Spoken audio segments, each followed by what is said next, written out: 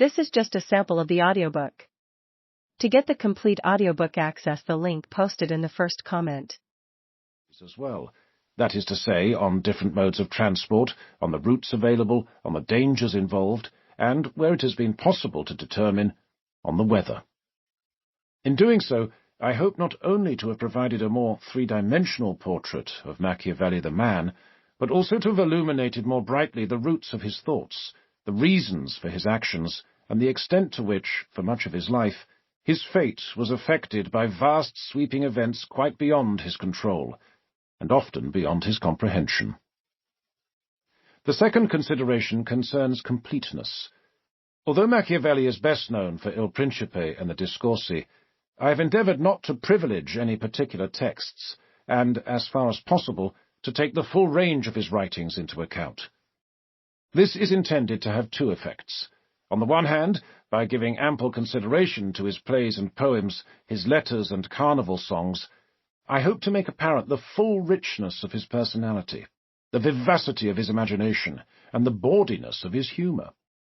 And, on the other hand, by removing the privileged status accorded to texts like Il Principe, I believe it will be possible to examine the meaning and importance which Machiavelli himself attached to them at the moment of their composition, without the baggage of presupposition. For similar reasons, I have also tried to give as exhaustive an account of Machiavelli's actions as I can, reconstructing his movements day by day, even hour by hour, as the evidence permits. This has, I feel, allowed for a more detailed understanding of his motivations, his doubts and his fears, especially at moments of high tension. On a few occasions, it has also made it possible to recognize how frequently he could change his mind, and how great were the uncertainties under which he sometimes had to labour. The third, and perhaps most important consideration, is contingency. In writing this book, I have been acutely conscious that direction is something a person's life acquires only in hindsight, and that events frequently unfold in an unexpected and unpredictable manner. Rather than succumb to the temptation to read Machiavelli's past through his future, as it were, or to ascribe to him a foresight which he may not have possessed, I have therefore treated each moment in his life as it was lived, and only as such.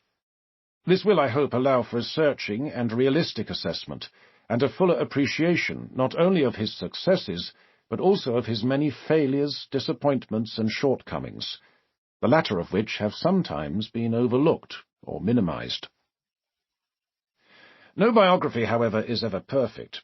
There are inevitably some gaps in our knowledge, some lacunae in the evidential record, and while I have attempted to fill them as best I am able, I must acknowledge that, like other works of its kind, my reconstruction of Machiavelli's life, thoughts, and motivations is at times a matter of informed speculation. I am conscious that not all will agree, and that, as the frontiers of our knowledge are pushed back, the views I have expressed will most likely be challenged. Yet if this book can impart a small fraction of the pleasure I have derived from writing it, and perhaps even inspire others to delve more deeply into the life of this most remarkable of men, it will have more than fulfilled its purpose. Lyon, June 2019. Part 1. The Pygmy, 1469 to 1498. 1. Inauspicious Beginnings, 1469 to 1476. On the 3rd of May 1469, the Via Pisana would have been thronged with travellers making their way from Pisa to Florence. It was always a busy road, but now that summer was approaching and the river Arno was becoming too shallow to navigate by boat, it would have been more crowded than usual. Apart from a few ragged journeymen and the occasional pilgrim, the majority of those plying its route would have been farmers from the surrounding countryside, or merchants on their way from the wharfs.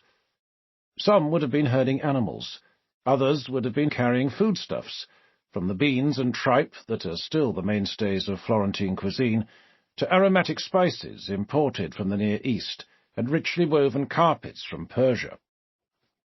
Others still would have been driving carts or leading mules, laden with the wool and silk on which Florence's economy depended. For all of them, it would have been a difficult journey. Although the Via Pisana followed the course of the Arno for much of the way, the terrain was